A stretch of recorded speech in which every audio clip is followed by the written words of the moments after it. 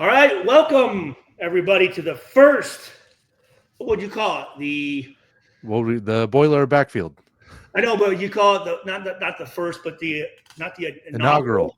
Yeah, the inaugural Look at Boiler us. Backfield show with Stuart, Schweigert, and DK. And what this show is going to be is we're going to talk Purdue sports. We're going to talk Big Ten sports. We'll talk NFL. We're going to talk life. We're going to talk mental health. And we're just going to bullshit. I like it. Too. Pretty much our phone calls, really. Yeah, exactly. Exactly. So, again, my name is Stuart Schweigert. For anyone joining, played at Purdue from 2000 to 2003. Played safety, played with the Oakland Raiders, was drafted in 2004, played with the Oakland Raiders, played with the Washington Redskins, Detroit Lions, New York Giants. Giants. I always forget you played for the Giants. I was there for like 3.5 weeks. I mean, hey, that's a month. You had a couple cups of coffee. I had a couple cups of coffee. I had a couple cups of coffee with them. Yeah, exactly. So why don't you, DK? Why don't you explain your history of Purdue and how we got connected, and why is it that we decided to do a show together? Yeah, man. I've gone to Purdue football games since birth. Grew up watching Stu, not to make him feel old. I do love, but everyone look, that is Stu. That is the gold number 9. That ain't a Breeze jersey. That's a Stu Schweigert. Yeah, that is not. I know Breeze took my number when he went to the NFL. But and of course wore gold and black. I mean, I grew up going to Purdue football games with my dad. My dad's the reason I'm a Purdue fan. Class of 77, my dad, Delta Sigma Phi alum. I still go to games with him. What did your dad study? Engineering of some sort. I can't remember. Okay. I can't remember exactly, but he wanted to be an engineer, ended up running the family business. But it all worked out. So grew up, really didn't have a choice. My dad was like, "You're a Purdue fan, or you can go live somewhere else." But no, he's the whole reason I'm a Purdue fan. He's the reason behind all of it, and I got to give him all the credit. I lost him. He's been gone. It'll be 4 years in February. Sorry to hear that. Yeah, man. And so that was tough, but I still go to games at Ross-Ade, and Ross-Ade has always been a special place for me, but now it's where I feel closest to my dad. And I miss him dearly. Every game, I miss him. Well, I mean, every day I miss him, but especially on game days. Those were special days. So I started in the Purdue podcasting world 2 or 3 years ago at the Boiler Express podcast. I'm still on there. Yep. Shout out to my guys over there. We've put in weekly shows. We've had Stu on, Chike. We've had a bunch of guys on, but the Chike and Stu show was one of the highlights of my podcasting career. And I think we kind of met through podcasting. I think I reached out to you trying to get you on a show on social media. Yeah, and when we got connected, and man, we've grown pretty close since then. And for me, it's cool because like I grew up, you were one of my guys growing up. Like Stu Schweigert was the man on the defensive side. And remind everybody when you were born. 96. Okay, so you would have been about 4 or 5, about my son's age when you started watching Purdue football. Yeah, right? Yeah. Was like the end of the Breeze era with like the Orton era. So like two pretty good quarterbacks to grow up with. But of course, Painter behind him. Yeah, Painter was there. But like watching 9 flash through the field was like one of my earliest Purdue memories. And now to be like good friends with if you would have told 6-year-old, 5-year-old me that I'd be friends with Stu Schweigert one day, he'd be like, "Nah, dude, shut up." Like I remember I told I was texting you during the game during the Saluki versus the Salukis, and my uncle looks over, he goes, "Who you texting?" I said, "Stu Schweigert." He goes, "You're just texting Stu Schweigert?" And I'm like, "Yeah, man, like Stu and I are buddies." He was like, "Oh, you're just buddies with Stu Schweigert?" And I'm like, "Yeah, man, like Stu and I are homies." So it's pretty cool to call you a friend, and I think we've helped each other through a lot. You're one of my guys. I know you know that.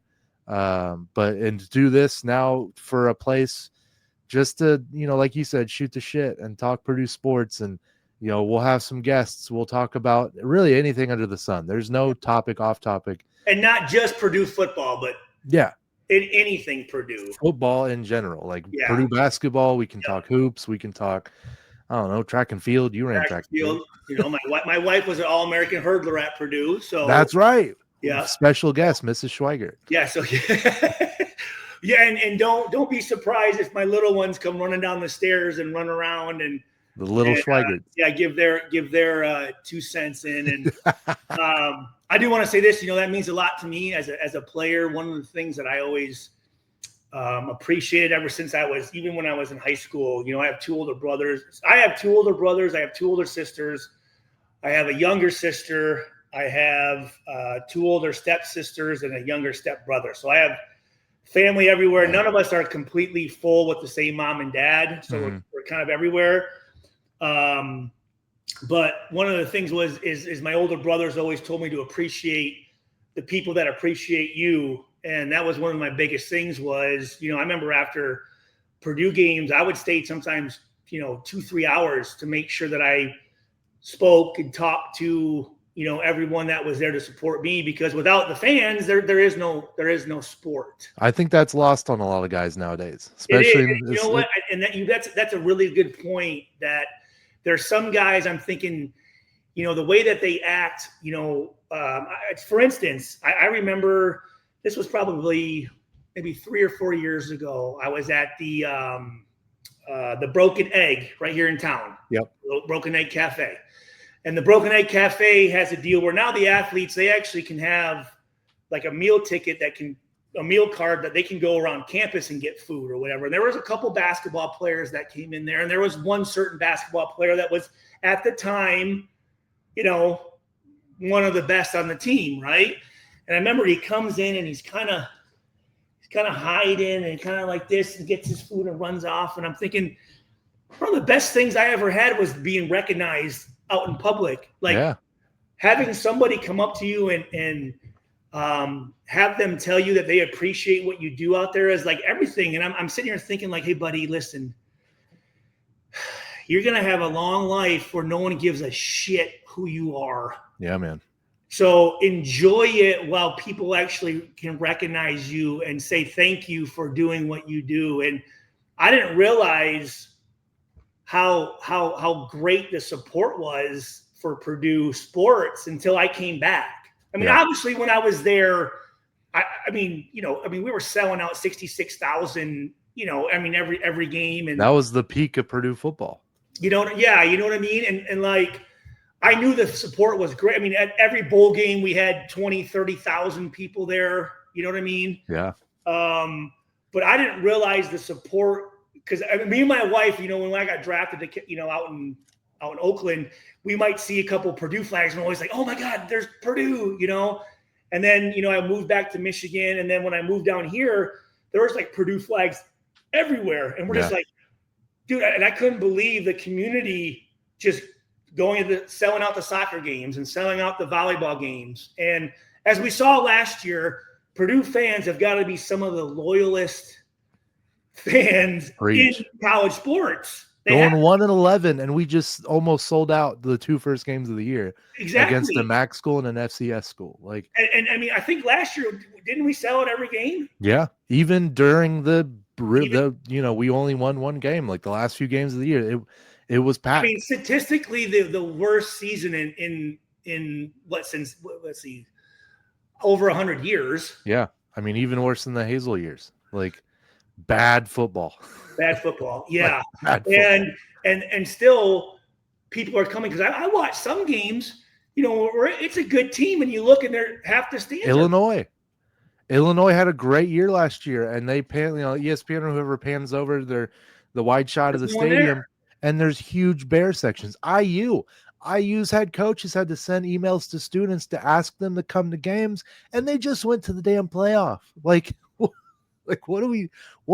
that's how I hope kids now realize they look at Purdue and they're like, man, those guys went 1-11 last year and the stadium's packed. Like, I want to play in that environment. Because even during SIU, you bring up a really good point when you talk about recruiting. And for me, when I was getting recruited, the main thing was am I going to be able to play early?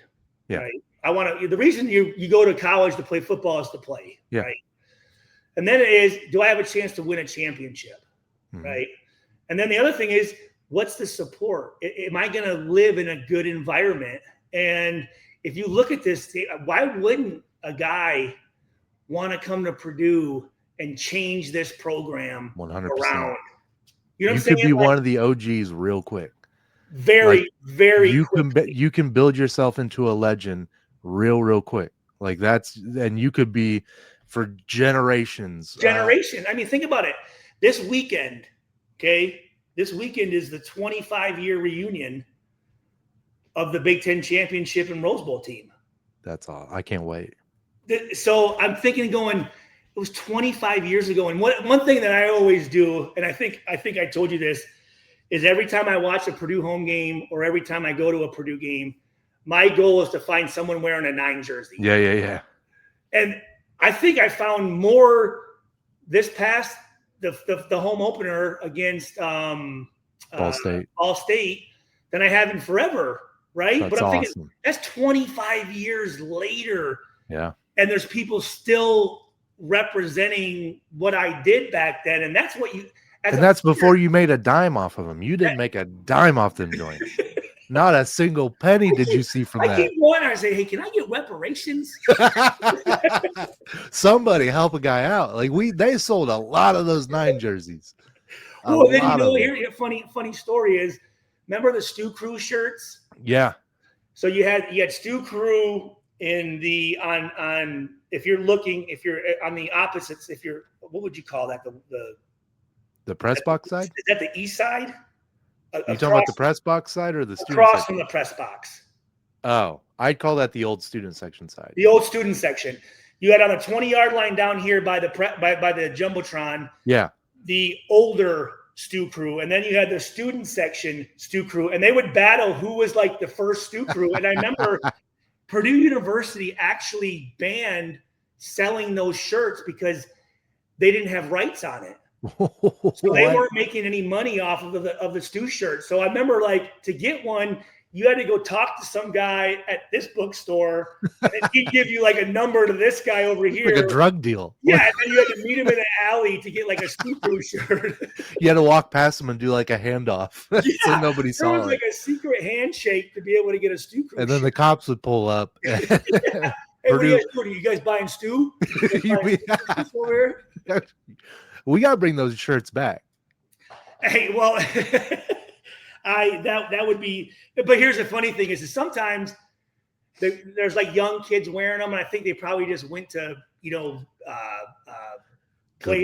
One of those like Goodwill. Yeah, I just grabbed a jersey or whatever because I'd be like, "Hey, that's an awesome jersey, man!" And they're like, "Who the hell?" Yeah, so that's me. I'm Stu. I'm like, do you know whose jersey that is? They're like, no. Drew Brees. Oh my! And then I'm like, did Drew Brees wear 9 at Purdue? Well, again, that was the thing when people would come and do work. I am going to eventually have a studio where I have some of my jerseys up. But I remember when people would come do work, like, man, you're a real Drew Brees fan. And I'm like, I do like Drew Brees a lot. He is a teammate of mine. But I'm like, that's actually my jersey. Yeah, he was 15. I was 9. 15. Yeah. So I think that's a good introduction. Again, you're a guy that knows probably about as much about Purdue football as I do. I don't know about that. I try. I mean, I would say this. Let's say this, between 2006 to probably 2018, I'm not as, you know what I mean? I was doing my stuff. Yeah. And I know guys, but I tried to watch when I could, but it was hard. So, yeah. But when I got back here in 2017, obviously working for the radio station, me and Clayton Duffy definitely learned some stuff. And I remember I had a segment, Stu's Views, and I would look at the recruits and do like a little 1.5-minute evaluation of like their highlight films and stuff. So I love it. But anyways, let's move forward. We got the introductions done. What were your thoughts about this past game against Illinois State? I was happy with Mockbee. Mockbee was bouncing off guys and and really keeping I think he averaged 4 yards a run, so that's solid. Let's see, 185 rushing totals, 46 carries. I was happy to see him back He had in. 46 carries. That's what my notes said. I believe that. Yeah, They leaned on him a lot. The one thing that worried me was the tackling on defense. There was a lot of not wrapping up. Like, you got to wrap dudes up. You can't just hit stick them and expect them to fall. You got to wrap yourself around their legs, try and get them down. Hopefully they clean up that in practice this week, because we're going to need that against USC. They're pretty good. They got that. They got that. What's his name? Rob Ryan. I think you know him. I don't. I know when I came on your show yesterday, or when I pulled up and just made a couple comments, I pulled up right when you were talking about how Rob Ryan was one of your favorite guys, and so Rob Ryan, the D-line coach, was my defensive coordinator in Oakland all my 4 years out there. Twin brother to Rex Ryan, son of Buddy Ryan, the great 1985 Bears defensive coordinator. I've always loved the Ryan brothers. Like, their coaching aside, just two funny dudes who, like, they are. They're definitely one of a kind. Like, they don't really care what everyone else thinks. They just, they do what they do, and they're good at it. Obviously, they've both had great careers, whether it's Rex at ESPN now after he coached, or Rob still in ball. And I just enjoy, like, Rex has lost some weight, but Rob and Rob, man. Well, that's the thing. When I went back, I might as well just here. Oh yeah, why don't you brag about it, Stu? You're twice my age, but have way better hair. So yeah. So here we go. So the Lord is with us. I wonder if I can show people the photo that pops up when you call me. When I call you. It's just Stu looking like the Lord, and sometimes I'm like, is the man upstairs? I can't show it, but it's that. That's what it is. So when I went back to the Raiders reunion a couple weeks ago, they did. Mark Davis does a phenomenal job with the alumni and the support that he gives to the former players. We go out there every preseason and go to a game, and there's a whole bunch of events. But everyone's like, dude, what are you trying to be, Rob Ryan? With the long hair. And every time I always send Rob a text message, he's always like, fuck yeah. I want to look like Rob. If I had that much hair, I'd be happy. I'm 29 and balding. Like, it's, hey, not all of us are blessed with the flow. And that's one of the things. One of my friends was like, Stuart, he's like, this was a couple years ago. He's like, you have hair, so why don't you fucking like actually show it off and like do something with it? You know what I mean? Like, I would love to have hair. Yeah, live some out for the rest of us, huh? Yeah. And that it's dark. Like, your beard's getting a little gray there, but I know, right? Dark. Yeah, I have a couple grays up here, but not too bad. Like I said, I don't care if it's white as long as I have it. Yeah. You know what I mean? So, anyways. So yeah, so I thought. Let me ask you this. Give me your thoughts on Ryan Brown, because I have some, but go ahead. He looked good. I haven't looked at the other two backups too closely. There's not much tape on them while at Purdue. Yeah. Who are they, by the way? I don't even. Malachi Singleton I think he was a transfer from Arkansas, and Chuba, something like that. His last name is number 1, I think. And Singleton, I've watched some tape from Arkansas, and he doesn't look bad. I mean, an SEC quarterback, that's nothing to sneeze at. He played. Yeah. Because it sounded like everything I heard, there was a real battle. There was, and then Brown came back from North Carolina, had a literal cup of coffee with Belichick, and then came back. Which, if you don't mind, you just bring up a good point. Tell me your thoughts on how you feel about that. I think I'm a little 50-50. One, the transfer portal is all we could do a whole show on. I think we should at some point.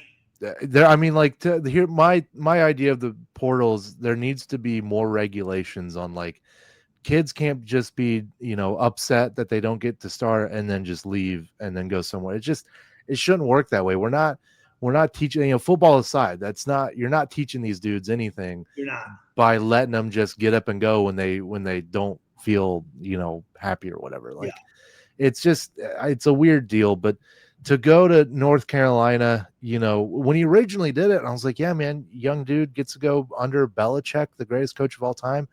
I get it. Like, that's hard to pass up. And then I saw he went back into the portal, and I'm like, interesting. But I didn't think Purdue would take him back. And then I see Purdue's taking him back, and I'm like, that's odd. Like, Okay. I mean, because we had Malachi Singleton, we got quarterbacks in the quarterback room. And then to bring this dude back, like, I don't know, I have no idea. Like, maybe he liked the Odom hire, which I think a lot of people did. I can't imagine too many people, or haven't heard too many people say they haven't liked the hire. But it's odd. It's just weird. It's. So I just remember when he was here. That would have been two seasons ago, correct? Yeah. Right. And I just remember. I'm big into history of programs, and when guys wear certain numbers, there's, like, for instance, when a player wears 24 in Oakland, it kind of sends a signal of, okay, this guy, if that's what you wore in college or if that's what you wore in high school, I get it. But if that's not your number, there's certain expectations that come with wearing a number. So I remember 100%. When he came in as a freshman quarterback wearing 15, I'm going, okay, that's a statement right there. It just is. It is. It's to be quarterback wearing 15. It's one thing to be a receiver, to be whatever wearing 15, but at quarterback wearing 15 at Purdue. I mean, who are you going to compare him to? I mean, just now if I were whether a positions coach or a head coach at any university, really NFL team, if a dude wants to wear a certain number, I want them to do some homework. Like, hey, go home and watch, Google who wore 15 at Purdue. Yes. And even like before Drew, after Drew, whatever, because there's been a few. Caleb Turbush comes to mind that wore 15 at Purdue. Yep. There's been a couple of them. No one obviously has touched Breeze and his time at Purdue, which I don't think anybody ever will. That'd be really hard. I hope so, because that means Purdue's doing really well. Love it, yeah. But if I were a coach and a kid came up to me, if Ryan Brown came up to me and goes, I want to wear 15, I'm like, you realize what comes with that? Yeah. Hold on a second. Like, you realize by you wearing that, you're automatically going to be compared to Drew. To the guy.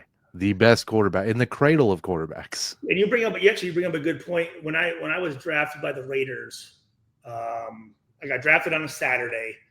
They flew me out that next Thursday, and we had a team mini camp. Right? Gotcha. And there was a guy named Willie Brown. I don't know if you know NFL at all.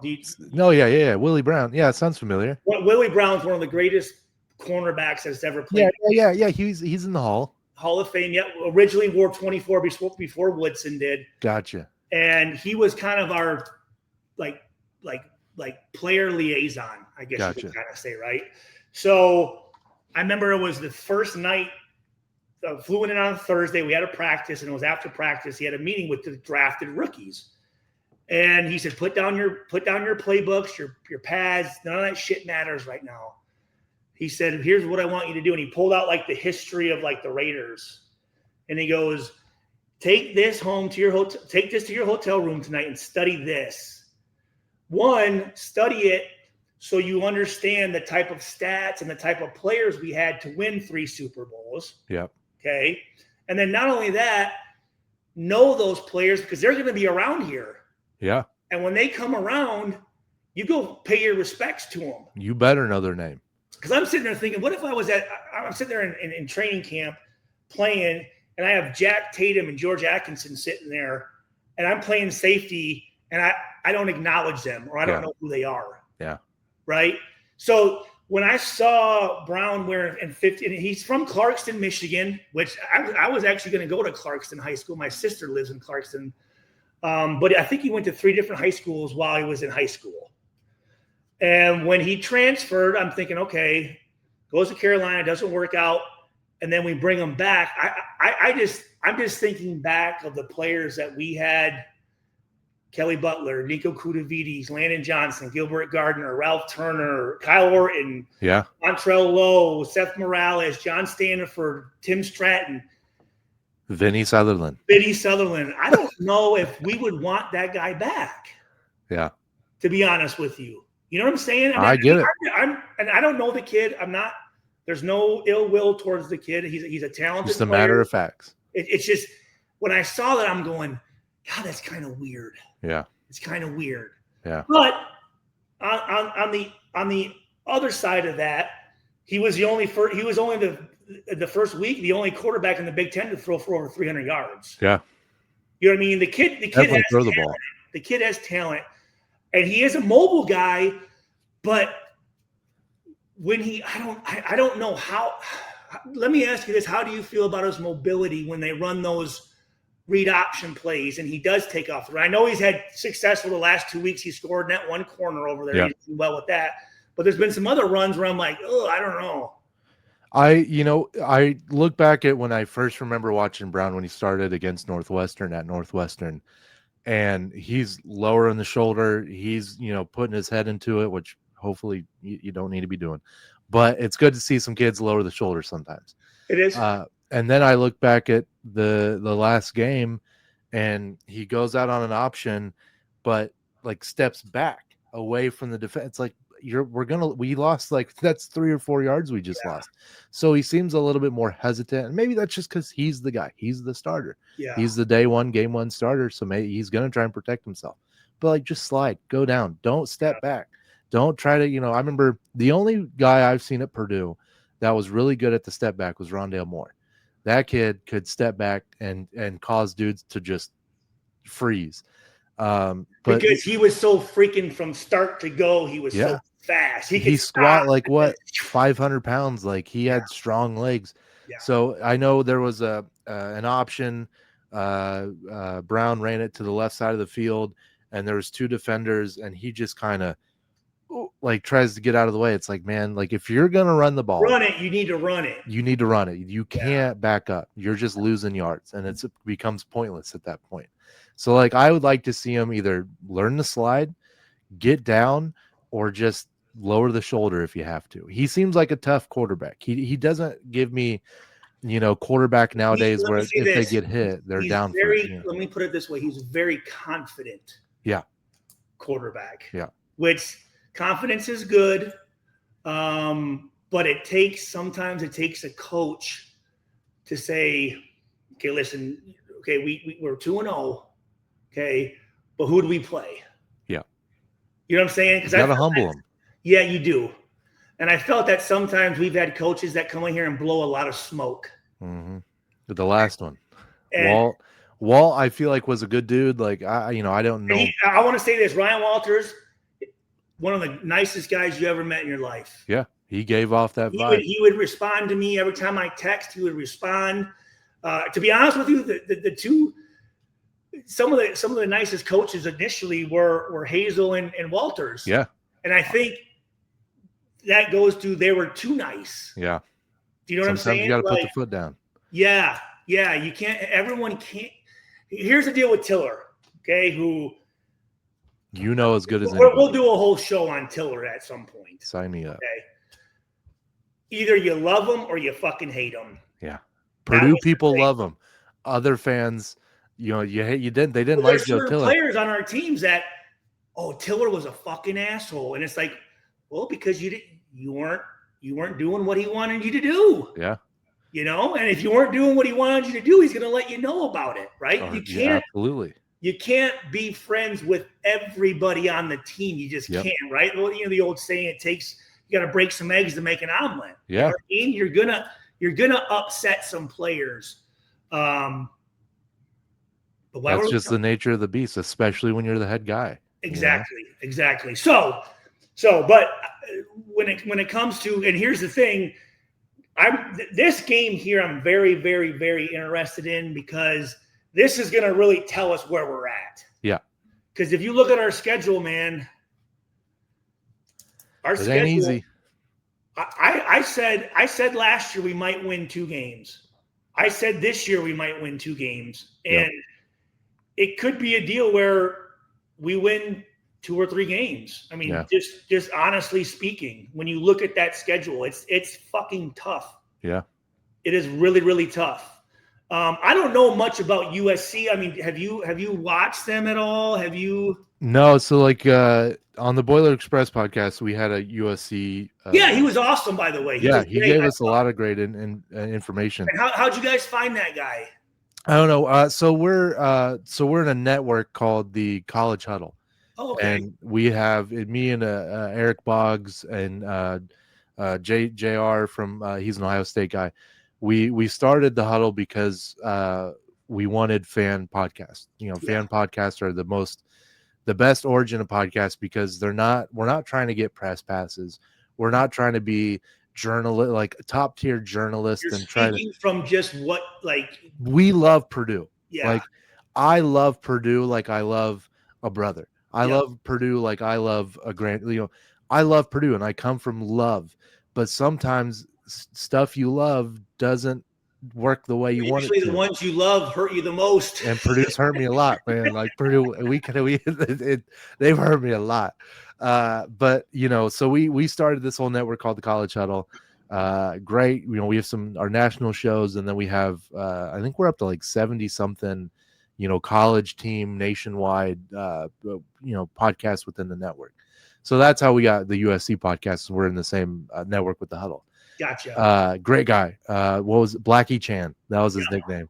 He was half black, half Asian. His nickname was Blackie Chan. Pretty legit. So he gave us some information. Mayava is good. I mean, Mayava is gonna 707 yards in the first 2 games. They've combined for 100. Quarterback. Yeah, 707 yards. Is he Samoan?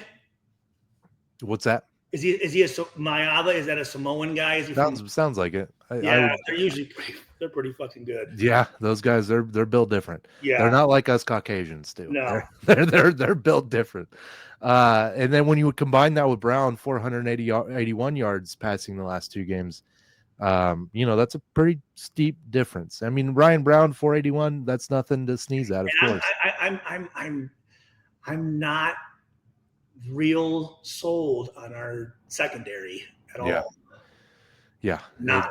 Well, then you got that. I don't know his name, but he's wearing number 9.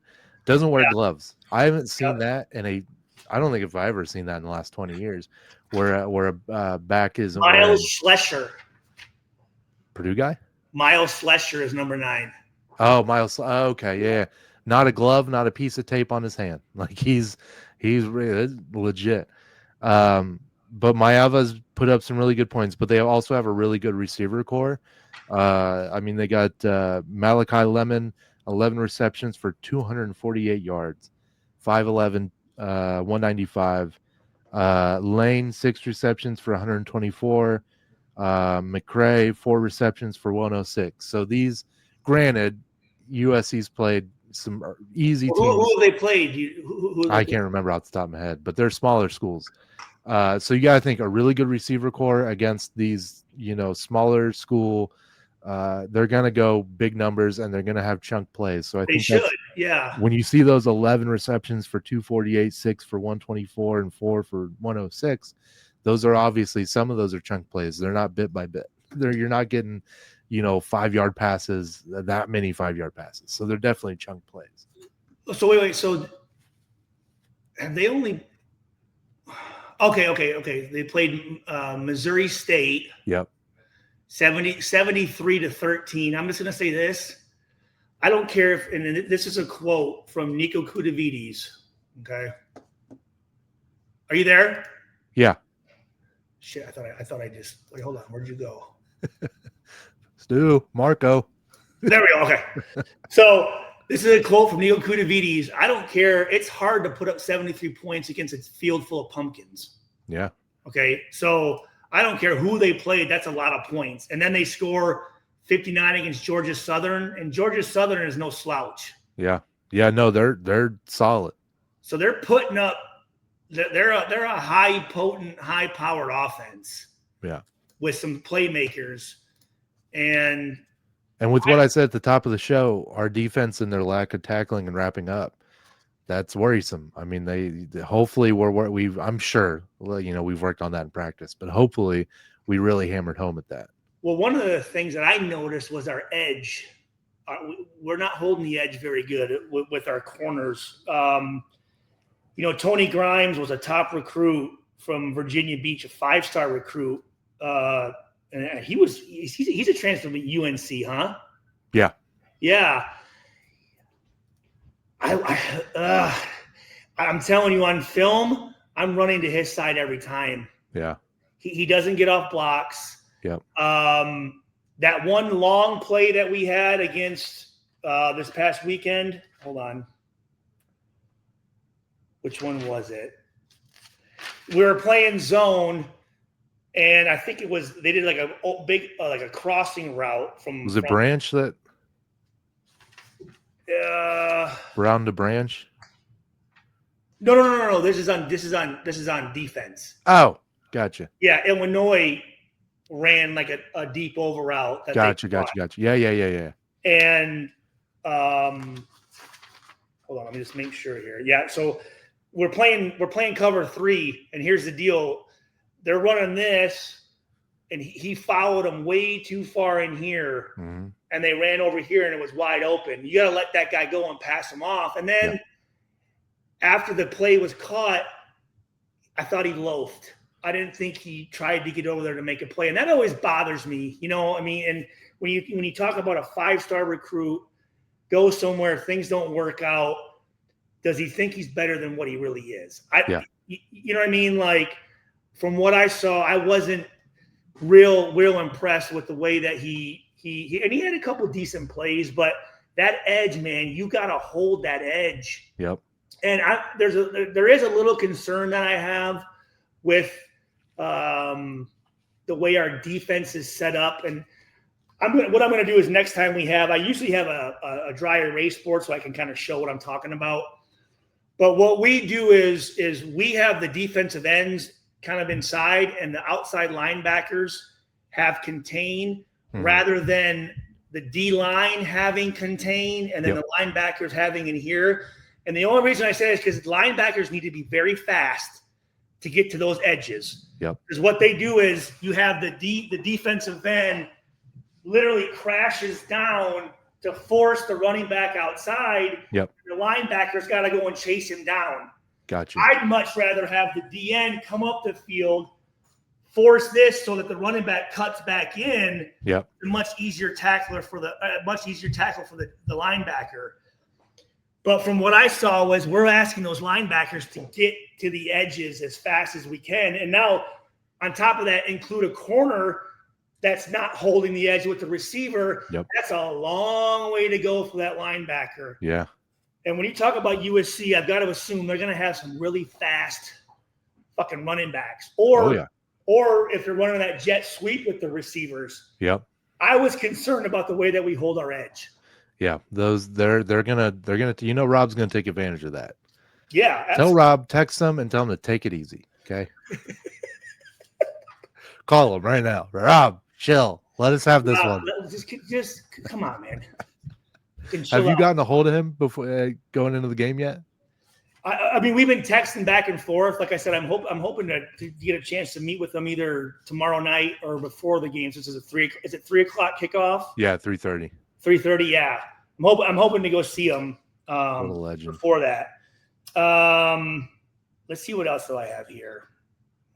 You got 7 pages of notes, by the way. I thought that DJ Williams for Southern Illinois was a pretty good quarterback. Really good, mobile, quick. Yeah. Big, nimble, quick on his feet. He was really good. Like that guy, I wouldn't be surprised if, and I don't know what class he's in, but wouldn't be surprised if he's, not a senior, if he gets an FBS gig. Because what happened was I think he is a senior. He is a senior this year. Where he was at before, he was at he was at it was a smaller school, but he blew his knee out. And he didn't think anyone, again, that's the thing that people don't realize.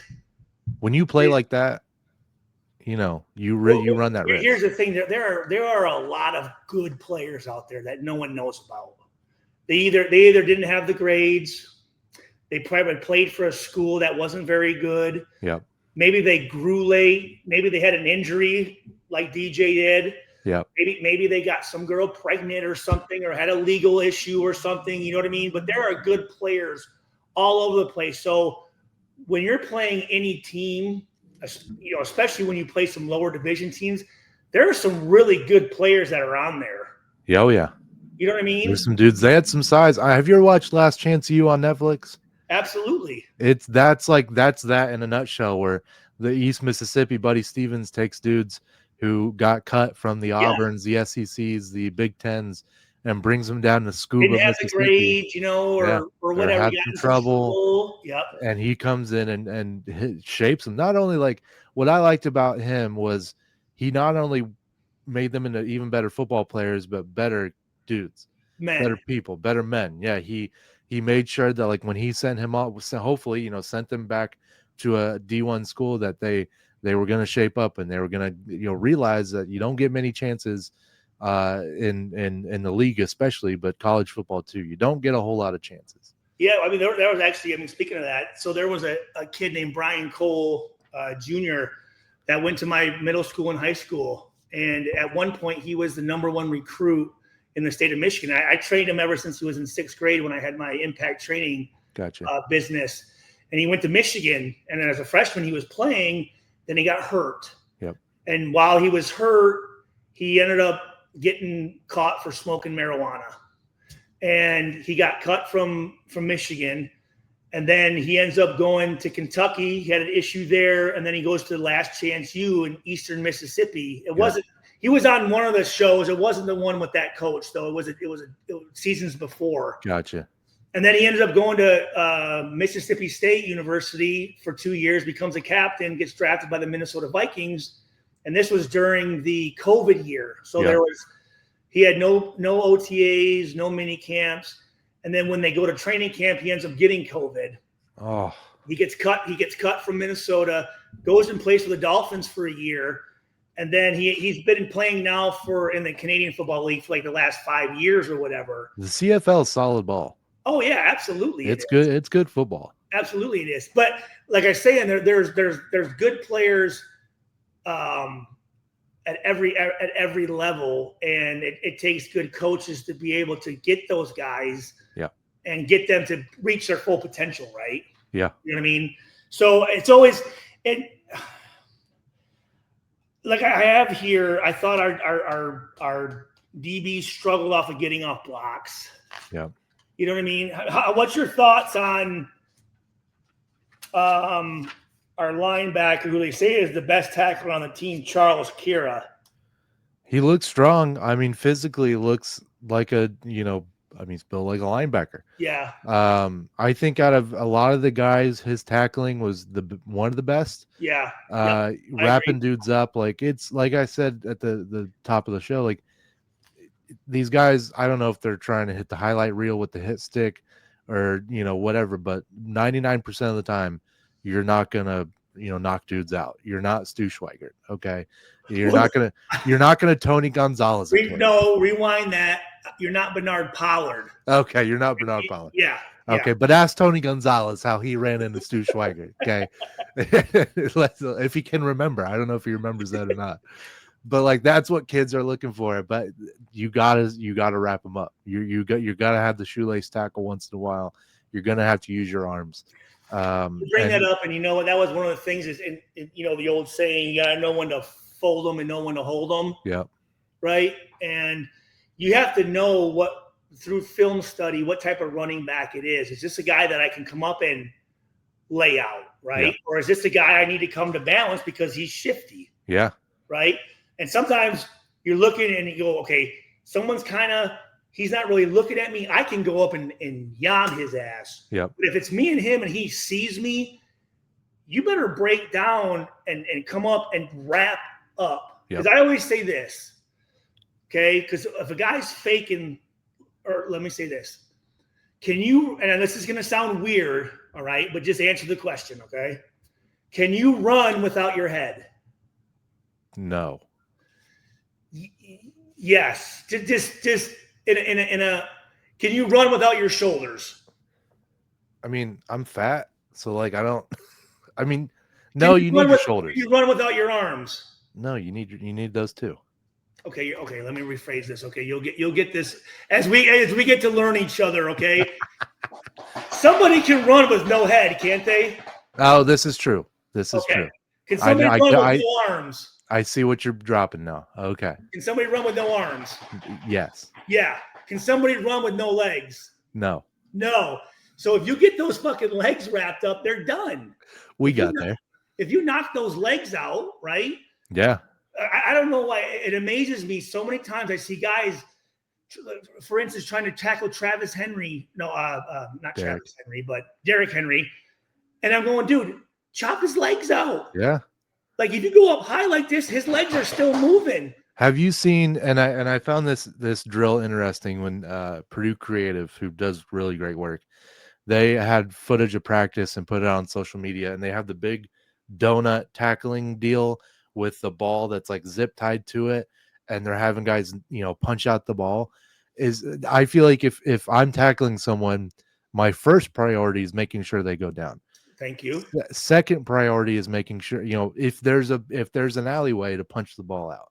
So, but I didn't see too many guys trying to punch balls out, but I didn't see, you got to get them down. That's your first thing. Get them down. Beyond any means necessary. Now, if a guy's like holding a ball, if guys running like this, you knock that thing out. But if he's got it tucked, you're probably not going to knock it out. With it. Yeah. Fuck with it. I mean, but you don't see guys running, like with the ball much in here. Danny Hope signed football, by the way. I like that. Like $1 on eBay. Danny Hope was the offensive line coach when we wore those 6 shades before they were cool. Fucking dude, he's from he's from like the ghetto of Miami. He's got hair like you now, I'm pretty sure. Danny Hope does? Yeah, last I saw he was coaching at like Eastern Kentucky again, and he had hair down to his shoulder. Yeah, I don't know where he's at now. Let me look it up. But he could be part of the Rose Bowl reunion. He's one of my favorites. Like if he's let's see. Yeah, where's he at? He last served as he said. So just so you know, in the background, I have the old Purdue games playing. Okay, so he's been at Eastern Kentucky since 2019. He's still there? Yeah. Is there a headshot? Oh yeah, he's got long hair and his mustache. Hold on, I gotta take a look at this. On EKU's website.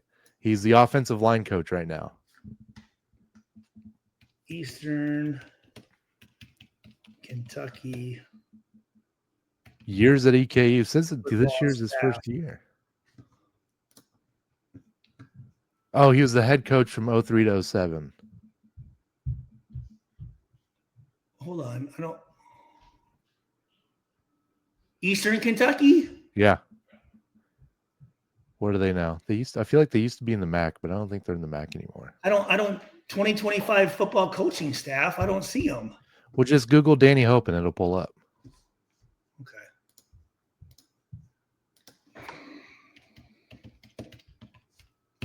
There's a video right here, and it's his hair's. I see him. He's got the. Hold on, he might have the long hair Joe Tiller going. Coach Tiller had long hair. All on top. No, he's got he's not you up top, but he's still got some. He looks good. Oh yeah, fuck yeah, he looks good. Yeah, he's rocking that. I gotta give him a call. We gotta get him on the show. He'll come on, dude. That's another exciting thing about this show is we're gonna have some pretty cool guests. We will, and you know what? I haven't been able to, with Docs and the Raiders. I try to connect the Purdue connection. But it's randomly. You know what I'm saying? I mean, again, you're talking Rod Woodson, you're talking Jim Everett, you're talking Chris Dishman, you're talking Mike Allstott. Kyle Orton, Bernard Pollard, obviously Nico, Sean Phillips, Nick Hardwick, Kelly Butler, Staniford, Joey Harris, Vinny, Tim Stratton, Ryan Kerrigan. Kerrigan would be cool. Jeff Scanina, obviously Mark Herman.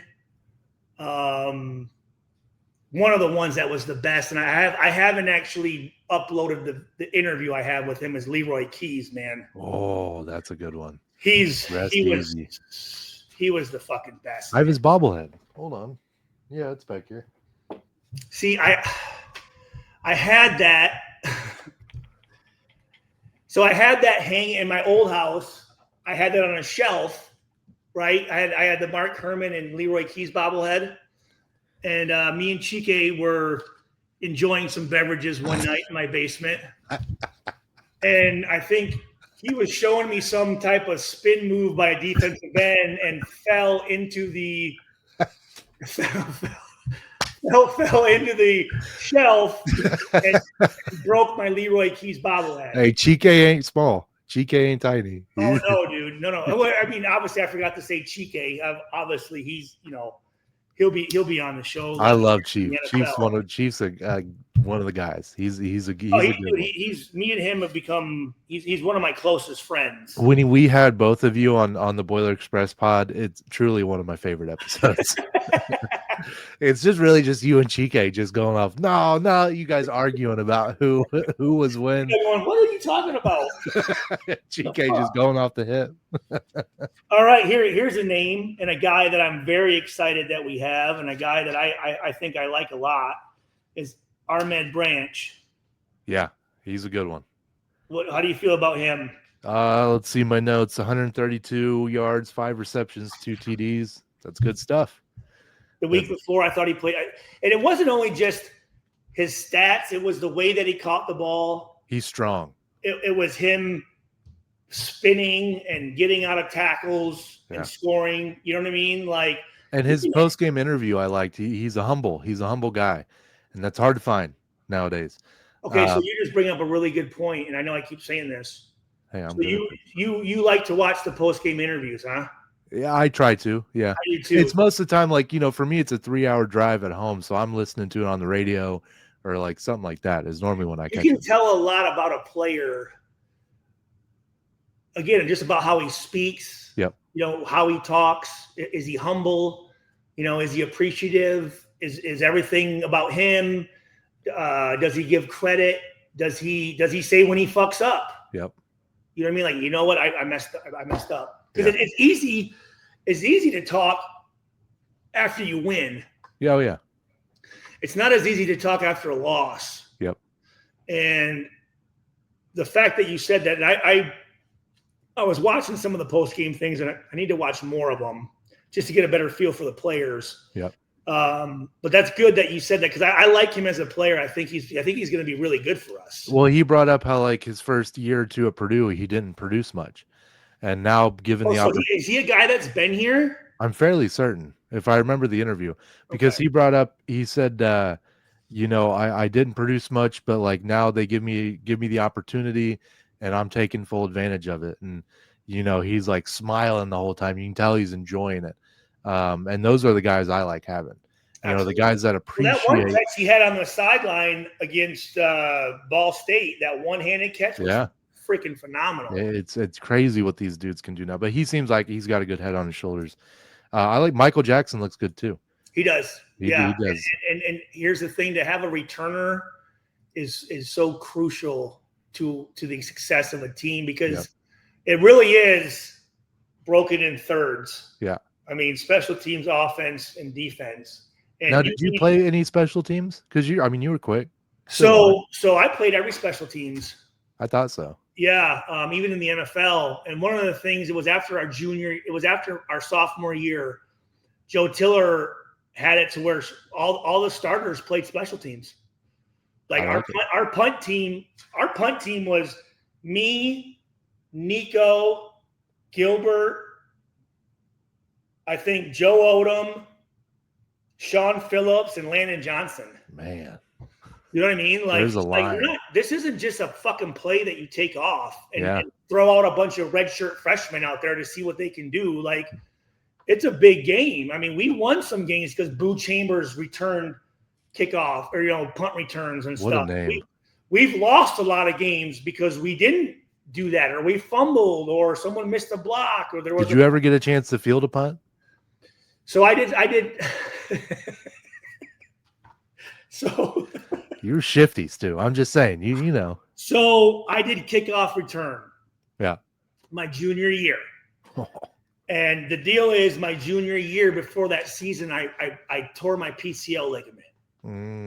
And I remember it was on. We were scrimmaging. It was about a week before the first game, and I remember John Stanford took a slant, and I was coming, and I'm like, I don't want to fucking smoke John, so I kind of jumped, and his shoulder pad went into my knee and kind of like buckled it. You know what I mean? Oh, yep. And I ended up missing the first game, and I came back way too early. So that whole junior year, I was hurt. I couldn't fucking run. And that was the year they wanted me to return kicks. So it was against Minnesota. It was the Big Ten opener. And I returned one for like 19 or 20 yards. And then I returned another one. I caught it, and I'm trying to, juke. But again, I couldn't really fucking move, man. Yeah. And I get hit, and I fumble it. Tough. So Tiller was. And in high school, I was a running back. Yeah. I led the league in rushing. I had like 1,800 yards rushing, 25 rushing touchdowns in the top class. And I was an option quarterback. I was like for Nebraska. He's a good close friend of mine. God damn it. Won the Heisman. Eric Crouch. Yeah. And I just remember I'm on the grass like this, and I'm looking up, and I see Joe Tiller. And Joe Tiller goes, "Get him the fuck out of there." He goes, "Get him the fuck out of there. Get out of there." I'm on the ground like, sorry. My bad. I kind of, I kind of jogged off, and he just looks at me like this, and I'm just like, oh. You just put your head down and you deal with the beating. God, yeah. So I returned 2 kickoffs. That was the extent of my because when I came to Purdue as a freshman that summer, I was a receiver. One of my favorite Tiller stories of yours is when he commented on the size of your nose. I have, and I'll show it sometime. I have a picture of that exact moment where he does say that. But here's what we're going to do. I'm not going to tell that story because we're almost done with the show. Mm-hmm. Let me ask you this. They call that a teaser in the business. There we go. Wait, hold on. Great play action and throw to, what do I have here? Number 0, Nitro Tuggle. Hell of a name. Good player though, right? Oh yeah. He lives up to this cool name. He's gonna be a guy. Former 4-star from Georgia, another guy from Georgia. You see here, Maccabee. Here's the deal with Maccabee.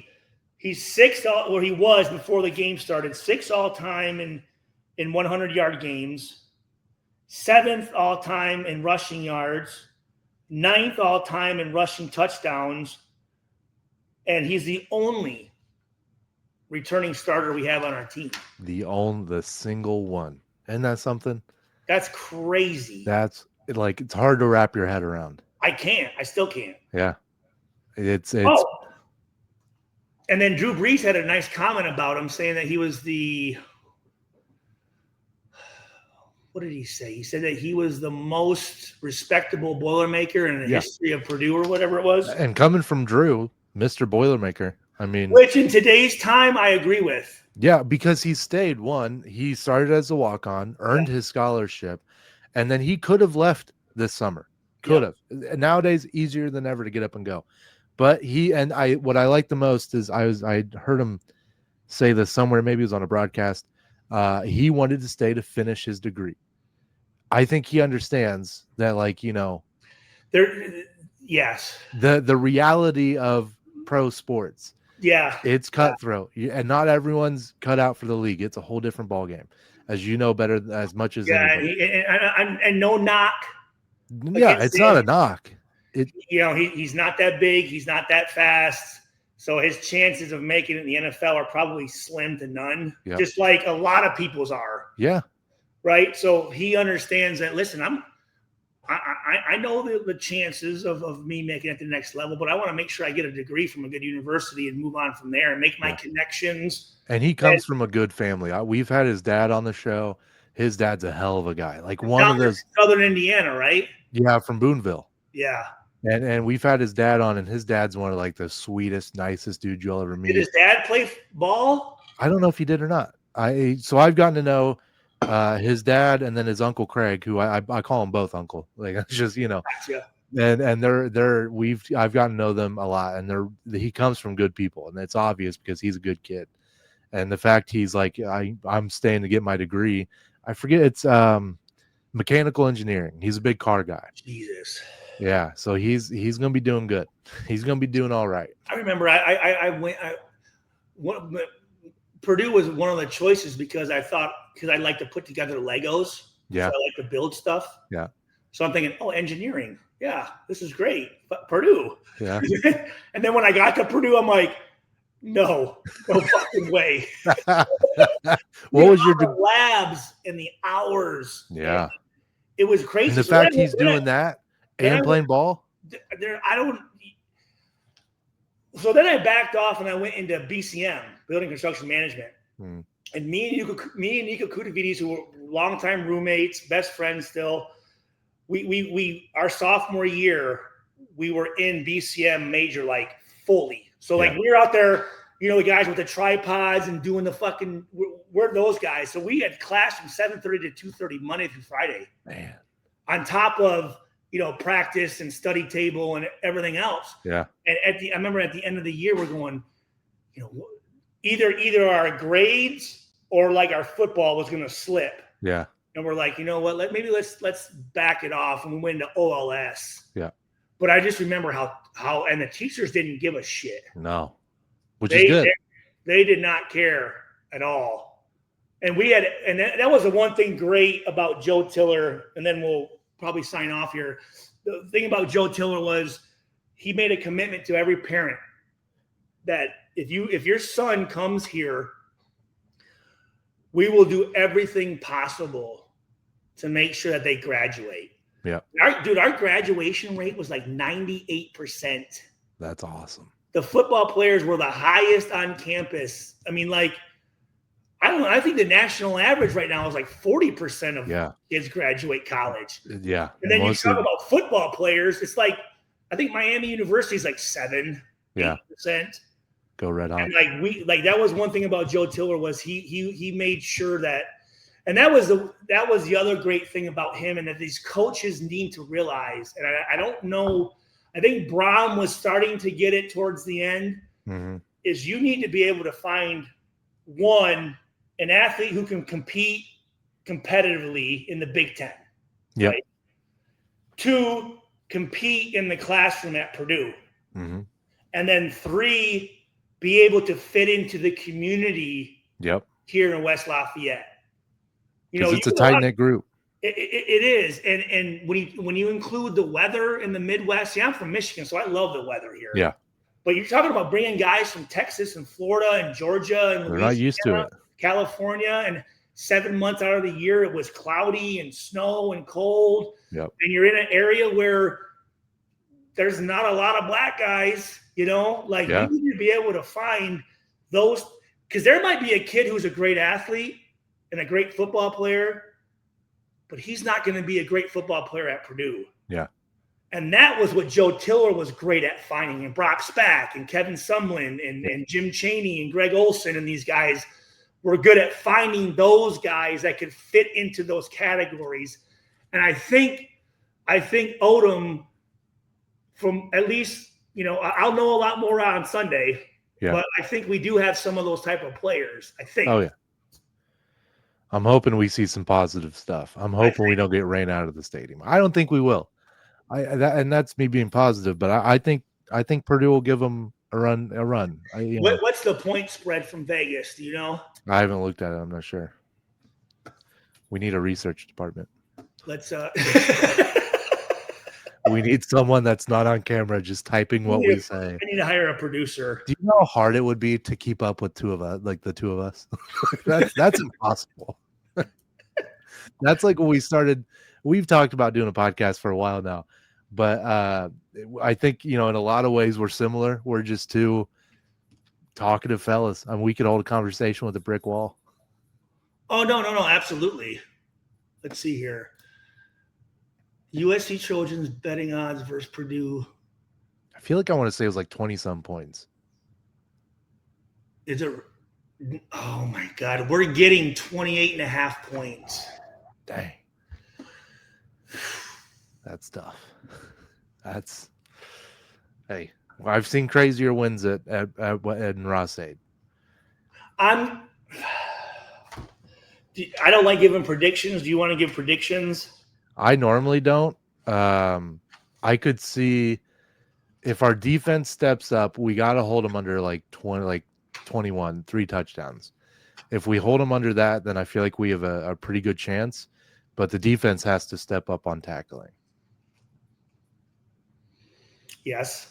Normally, my tagline's Boilers by 1 billion, but I feel nervous saying that in this situation. I'm just.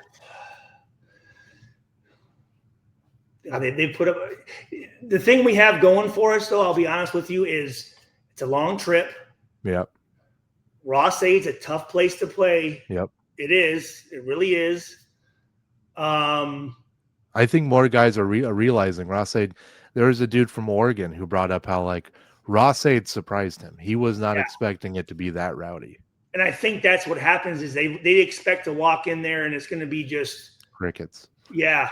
And also the new train horn, by the way, super loud, way louder than it was last year. Oh yeah. Oh God.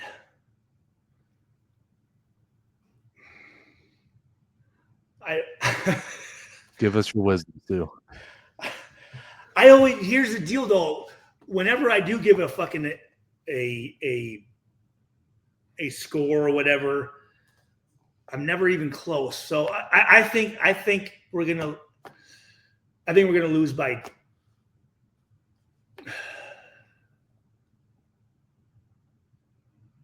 21. I'm gonna say 10 to 40. I'm gonna say 10 to 42. That's very likely. And it's tough. You don't want to come up with that. I hate saying it. But you got to be real. You got to be realistic. And that's what the fans want. They don't want, because every week we can't say Purdue's going to win. Yeah. There's going to be games. I mean, hopefully we get to the point where every game we're like, hey, I think we can win it. We have a but chance. Right now in the situation we're in, you got to be real. And that's just what it is. And I've been happy with the way we played, but we haven't. And I hope these coaches are telling these guys that, like, listen, hey, you had a good game against fucking Southern Illinois. That doesn't mean a fucking thing. Yep. You know what I'm saying? Because if you 100%. Think that, you're going to get smacked in your mouth, and also you're going to go, oh shit, I'm not very good right now. Yeah. And that's hard, I bet, to like keep the guys hyped. Like, hey, like, fire them up, but also be like, listen, like, you got to be real too. You got to be humbled before you get humbled, because they'll humble you. If you don't get yourself humbled, somebody will. I guarantee you, they're saying, dude, listen, guys, we are not going to fucking go into West Lafayette and lose this game. Yeah. We didn't fly all the way out here to lose in Cowtown. We didn't fly out to the middle of damn nowhere to lose. But hold on, let's do this though. Just so as we get going on. So what's the final score? I think it'll be 34-21 USC. Okay.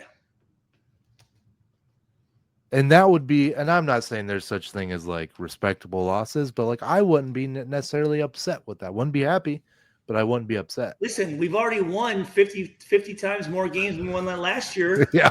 The fact we're 2-0, the first Purdue football head coach to start 2-0 since 1916. Your senior year. No. You dickhead. Gotcha.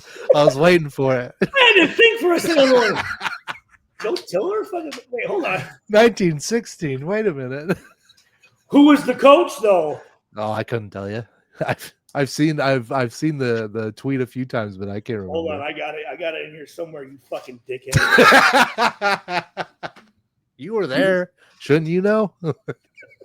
Actually, you know what? It is funny. One of the first we used to have when the old locker room was where like the Drew Brees and Brittany Bree's educational center is. Like, we used to walk across, Yeah. that whole hallway, there was all of the teams. And the very first football team, there was a guy on that team that looked just, I swear to God, like you would have thought I was a time traveler. That had the nose and all? Yes. That was the biggest thing. That I remember one of the janitors every day, and I can't remember his name. He's like, Stu, is this like, what the fuck? Is that your grandfather? This guy looks just like you. And it was like 86. Yeah, I listen, with hair and a beard like that, won't surprise me if you're a time traveler. I am a time, dude. I am a time traveler. I believe it. And you know that stadium for 2 years was Stuart Stadium. Was it really? Yeah, didn't know that fact, did you? No. You played then. I mean, they named it after me. They named it after you, and then you came back as Stuart. That's why everyone's like, why the fuck did you go to Purdue? Well, I've been there before. Now, would they announce you as Stuart Schweigert, or would they say Stu? Like the PA guy during a game. Would they be like, tackle by number 9, Stuart, or Stu? He would say Stuart. Yeah. It's Joe McHale. No, not Joe McHale. That's a comedian. Joel McHale? I didn't know he was the PA guy at Purdue. Jim Gaffigan, Boilermaker. People forget that. Offensive lineman, what, number 76, I think? Or no, 50, no, like 50-something. Yeah. He was there for a little bit, then went back to Georgetown. It's oh God, God rest his soul. That's terrible. I can't remember it right now. He was the best too. He was like the main radio guy. Oh. No, not Cliz didn't call football games. No, not Cliz, because Cliz was Bullseye. Yeah, I have his bobblehead up here. Oh, actually, well, you know what? You know what's kind of funny is 2 houses down, Sasha Stefanovic lives. No way. Yep. Pretty solid neighborhood, eh? He's a fucking dude. He's a badass. I bet. You've been hooping with. His dad played for the Seattle Seahawks or Seattle Supersonics. I didn't know that. Because when I saw him moving in, I see this. He's like 6'9" dude. I'm like, was that your dad? He's like, yeah, dude. He played for the Supersonics. Huh. You guys been hooping in the driveway? We're going to. I'll be there to video it for this channel. I'm gonna dunk on Sasha. Are we playing on a 6-foot rim? Yeah. Well, no, actually, I thought I was more of a basketball player. Well, that's why I wore number 9. Oh, was it really? Because of there was a certain player. See if you know who this is. That's from Traverse City, Michigan. Played at Central Michigan and played in the NBA for many, many years. And wore number 9. Yep. I got nothing. He's white, obviously. Oh. Yeah, I don't know. Played in the Western Conference for a while. Always D'd up Michael Jordan. Oh. I see him, but I can't get his name. Dan. I got nothing. Dan Marley? Dan Marley. Okay. I like it. You know wore Dan 9? Marley, right or no? Sounds right to me. Oh my God. Okay. I'm not well versed in my Michiganders, you know. Well, you will as this podcast goes along. I'm going to learn about Michigan. Whenever I go, guess where he's from? It's probably Michigan. Yes. Yeah. Absolutely. Well, listen, hey man, this was a great first show. I'm going to post it, and we'll see how the ratings are. If they suck, I'll just stop. We'll just quit the show. We'll just quit being friends. No, people are going to listen. The people love Stu. Final thoughts. I'm excited for this. I'm excited. Hopefully get to see you on Saturday. Shit, we didn't show this. Oh, yeah. Are you going to try it on camera? I am right now. Yeah. Oh, so Stu and I were texting, and I said, you going to wear the jersey for the Rose Bowl reunion? And he said, I don't know if it'll fit. And I said, I said, Stu, you stay in good shape. You're running still. You can fit in it, I'm sure. Or no, I said, if you can fit in it, that's an incredible flex that you can still fit in your college jersey. Oh, boy. Is it tight? You feeling it? Oh, shit. Can you take a deep breath? Oh, well, I don't know. Here, hold on. Let's see. Don't pop a seam. I don't think it's... Stu, you look like you could line up and play right now. It's not too bad, right? No, for 25 years and you can still fit in it. That's impressive. Well, That's a see, win. you know what I had going for me was the jerseys were so big back then. That's true. They're not as tight as they are now. Compared to how they are. Actually, it looks pretty fucking good. Look at the gun show. Damn. You know what? I might. Hey, whoever's wearing number 9 right now better watch out, man, because I might sneak into that fucking game. You got some eligibility, I think. I'm wearing this fucking thing. Fuck Do that. it. I would be mad if you didn't. Too I bad do have this, which is pretty cool. I was given to this by a bunch of Purdue like guys that get signatures and all that stuff. Oh yeah, they're the collectors. But they made this for me. That's cool. That's cool. Yeah. That's awesome. So if this didn't fit, like I'm gonna wear it. But if it was too small, I was gonna wear this one. But I'm wearing this one, dude. I can't even fit into, and I graduated high school 10 years ago, and I can't fit into clothes I wore. So would you guys see a bunch of little kids running around with 9 jerseys? Those are my kids. Those are the little Schweigerts. Yeah, because I go online and I'll randomly just try to buy every 9 Purdue jersey that there is. Luckily, I've had this one since I was a kid. Is that one you actually wore? Oh, as a kid, yeah. Let me see it. It's a small. It ain't gonna fit. Oh, dude, that's fucking dope. Yeah.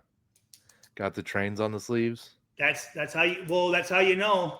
Yeah, that's how you know it's legit. And it's not a Breeze jersey.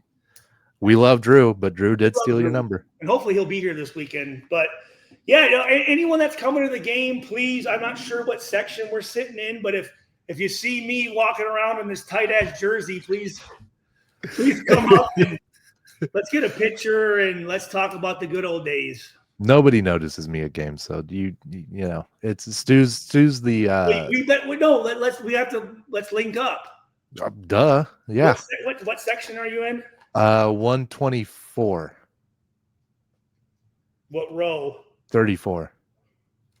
Come by and say hey to Uncle Louie. I am. Flip shit. I know I am for real. You really do know Stu. you weren't lying. Like, that's Stu in the flesh right there. Yeah. So wait, hold on. Let me get and if my dad was still kicking and knew that I was just buddies with Stu, he'd be like, "This is what? Huh? How?" Well, I'm not sure, but I lost my dad. Right? Yeah. Big Stu, rest in peace. Yeah, it's about 6 weeks ago. So you said okay. So 34-21. Section 124, row 30. No, the score. I'm saying. Oh, I thought you were talking section. Whoops. Yeah, that's mine. I'm going 42-10. Yeah, I'll be the optimist here. So we'll see. We'll see. You know, that's how we'll get to know each other, man. So again, can you run with no head? Yes. No. Yes. Yes, you can run without a head. But actually, no, because you need your head to survive. So if you don't have a head, then you can't do anything. Yeah, well, yeah, that's true. You cut a chicken's legs off, he can't run. You cut his head off, he can run. Yeah. Yeah. So there you go. You learn something every day. Lessons with Stu. I mean, listen, take that home. Well, listen, DK, man. Hey, I love it. This is a great first show. I'm going to post this here in a little bit. And how do we end this? I don't know. Just to hit the end button. I mean, we're going to be live every week. We do need to get, we'll get some artwork and stuff. And like, we need to get something to like, you know, how Docs has like the intro. Yeah. And an outro. We need Graph's stuff is good. I need to. Well, we'll see. I'll see if he can make us something. Cool. He does good stuff. Yeah. All right, DK, man. Hey, great show, brother. Love you, Stu. Love you. We'll see you this Saturday. Boiler up. Hammer down. That's how you end a show. All right. There you go, man. That was fun. That was the most fun I've had doing a podcast. Good shit, dude. That was awesome. And that was off the cuff. And it was perfect. The flow's great. That's awesome. That's a lot of fun. Well, see, that's why I knew when we were talking, I'm like, no, because I have been wanting to do Purdue, you know, sports or Purdue whatever. Yeah. And we obviously, you know, like I said, I've been around enough people where I know if I vibe with someone or if I don't. Yeah. And here's the thing, like we're just a different style of show. You know what I'm saying? Nothing against the other shows or the show that you're on. You know what I'm saying? It's a different vibe because you're gonna get stats, you're gonna have fun, you're gonna laugh, we're gonna say stupid shit. You know, you can run without a head. You can. I've learned today you can run without a head. You know what I'm gonna do? I'm gonna because I do some stuff on oh God, it's a video editing program. Oh, I'm gonna see if I can get something to where I'm running with no head. And you'll prove the people. And then I'll take the arms off. There you go. And just run with the lower body. That'll be good. All right, DK, man, I love you, dude. Like I said, I'm gonna put this up right now. Okay. Word. Sounds good. Let me ask you this. You know what? Do you know how to put like the tags and all that shit? Because I suck at that. Like the hashtags? Yeah. You just type hashtag and then the whatever you want to hashtag. Can you do that and maybe text it to me? Yeah. Okay. What kind of I want to make sure I get all the proper shit. You want to like Purdue Boilermakers, Purdue football, you know. Yeah. Stu Schweigert, you can run without a head. No head hashtag. Yeah. That's our new no head. I mean, people may take that differently. We're gonna make shirts. Yeah. Seriously, that's gonna fucking go off. Dude. That's gonna be good. I think it's still running, by the way, too. That was an hour and 20 minutes. Yeah.